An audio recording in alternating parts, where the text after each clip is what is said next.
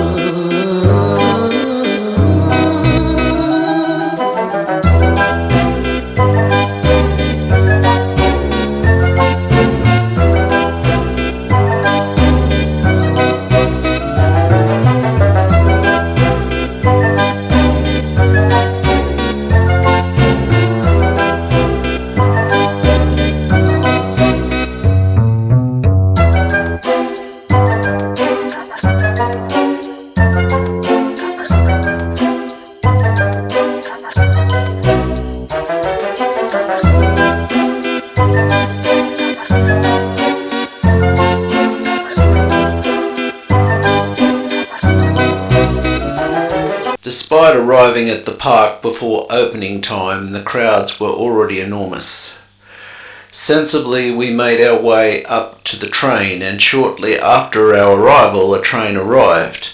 The train is a sensible choice because it can take you around the full perimeter of the park, and you can also use it for transport between different areas of the park. Unusually on this day, I was not wearing my trademark hat as I wished to participate on the rides. This also limited our camera gear to mobile phones as opposed to the normal suite of cameras that I take when shooting. The old lady which was to pull us around the park had the appearance of a classic American steam train, although I suspect her to be of modern construction. Whilst moving around, the senses are quickly overwhelmed in a positive way by the sights and sounds of the park.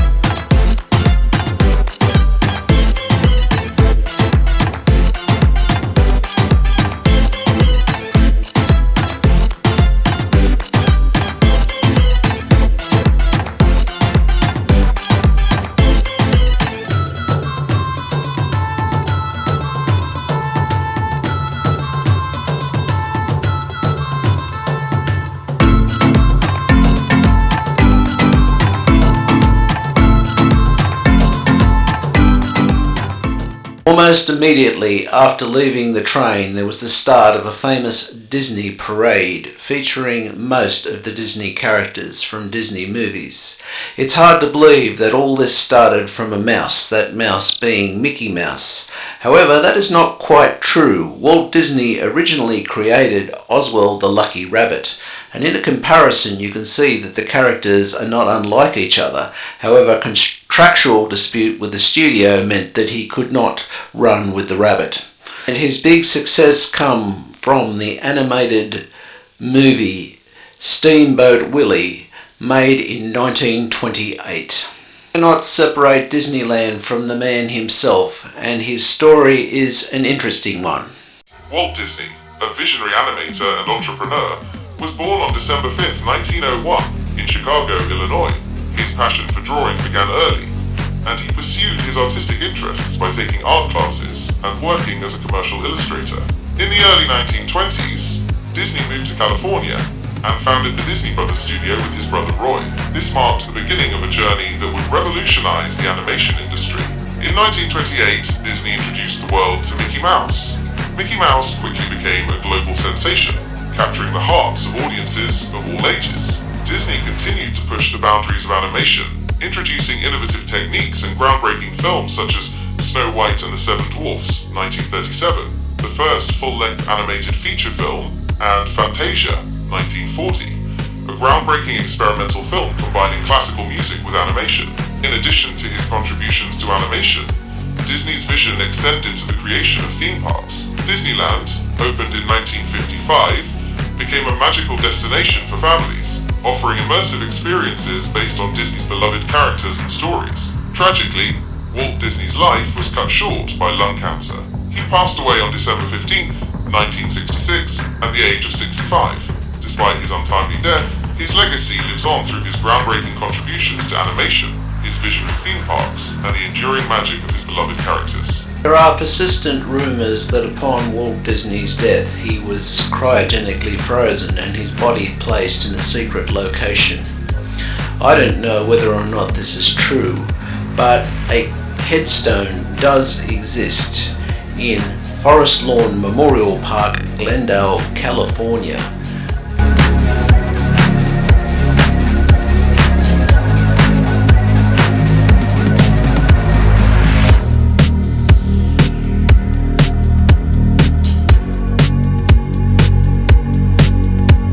There are just so many thrilling and entertaining rides, but it is somewhat hard to come to terms with Buzz Lightyear speaking in French. One of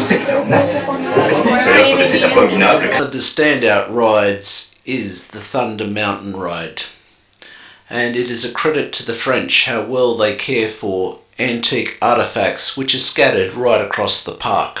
They are kept in amazing condition and perfect working order.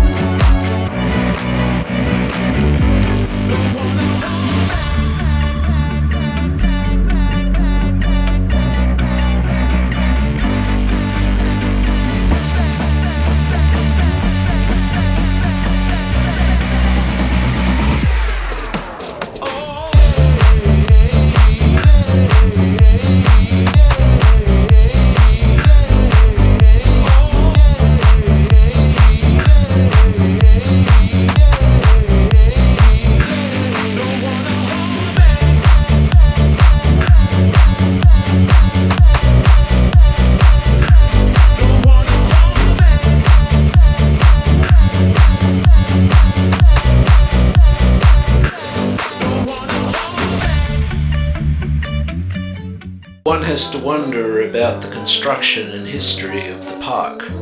Following the success of Tokyo Disneyland, it was decided by the Disney Corporation that Europe needed a similar thing. The planning phase, as I understand it, was quite arduous, running from the 1970s and into the 1980s. However, construction was started in 1988 and concluded in 1992, with the initial opening being in 1990 and the grand opening in 1992. Almost immediately, there were cultural problems and the park was unsuccessful and financially unviable. This would have been a heavy knock to the Disney Corporation. Later come a change in the name from Euro Disney to Disney Resort Paris, but to my mind Euro Disney seems to run off the tongue much easier, and in these days it is a grand success and I believe to be highly profitable, but you could imagine the running costs to be astronomical. It was more than a surprise to see a full-size operational riverboat making its way around the park. The Molly Brown is named after a famous survivor from the Titanic, and a trip on board her gives full and complete views of most of the attractions in the park, as well as a quiet time to catch one's breath. An unforgettable experience is the ride Pirates of the Caribbean, with all sorts of automaton performing amazing feats, as well as mock battles and towns under siege.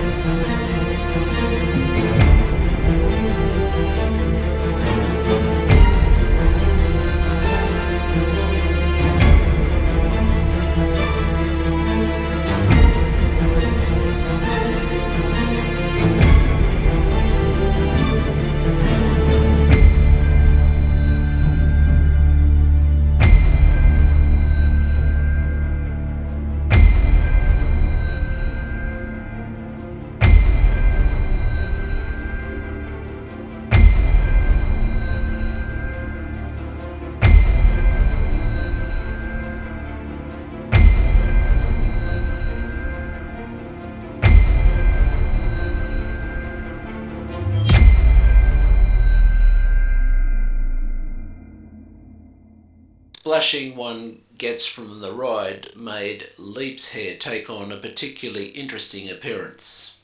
It is also possible to board Jules Verne's Nautilus, captained by the famous Captain Nemo.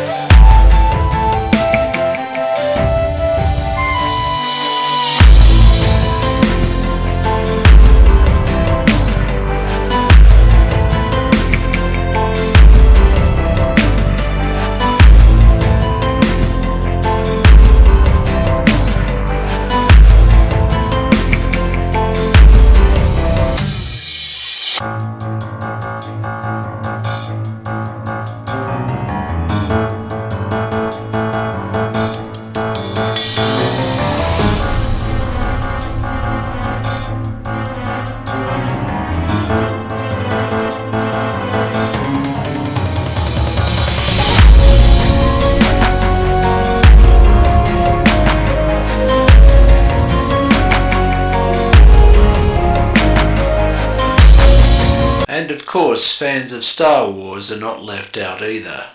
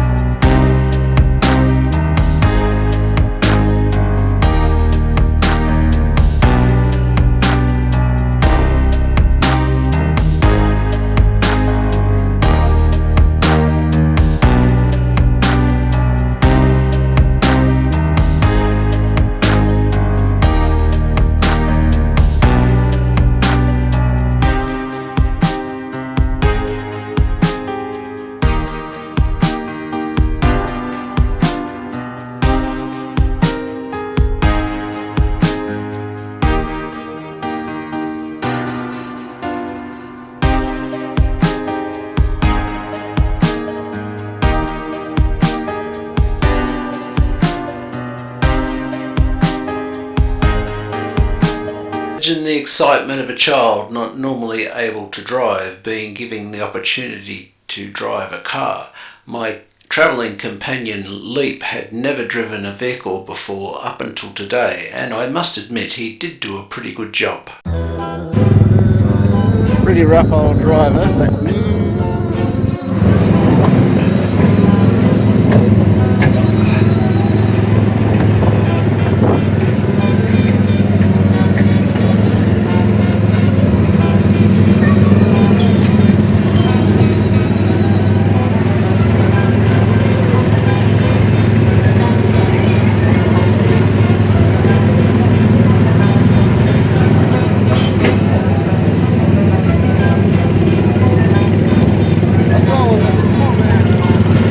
Just like every big kid, after driving a car he wanted an ice cream, and then we went for an amazing storytelling roller coaster ride, followed by a water ride of the same type, and thereafter a cup of tea.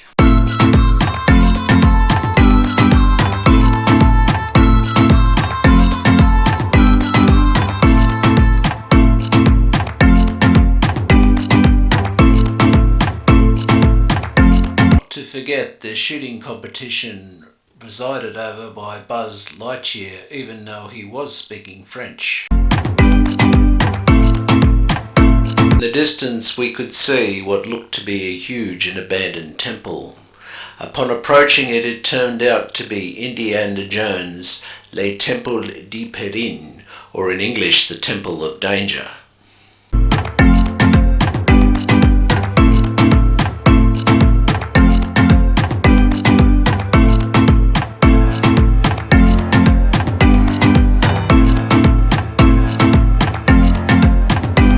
Attraction that we almost overlooked. However, the Haunted Mansion in Paris is splendid and said to be the best of its type across all the Disney parks.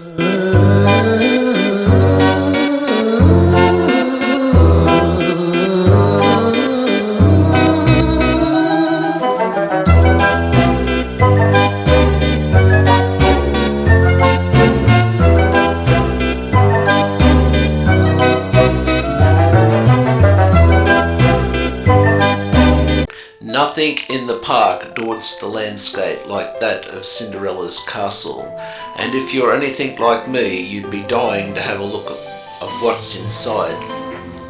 Inside is straight out of a children's picture book, with beautiful stained glass windows, statues and amazing architecture. But beware, in the dungeon lurks a dragon.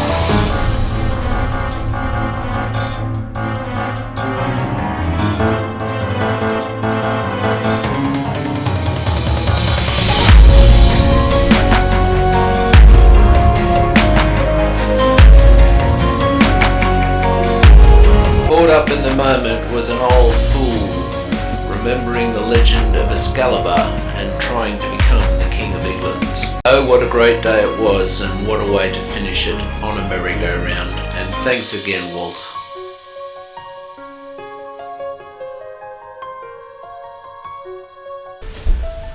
Well, I really hope that you enjoyed that. That isn't everything that Euro Disney has to offer. There's much more. There's many shows and there's things going on at the same time, so it's not possible to see everything in the park without spending a number of days there. Anyway, everything has an end, and sadly this is the end of the video. If you've enjoyed it, please subscribe and like it, and there's plenty more to come.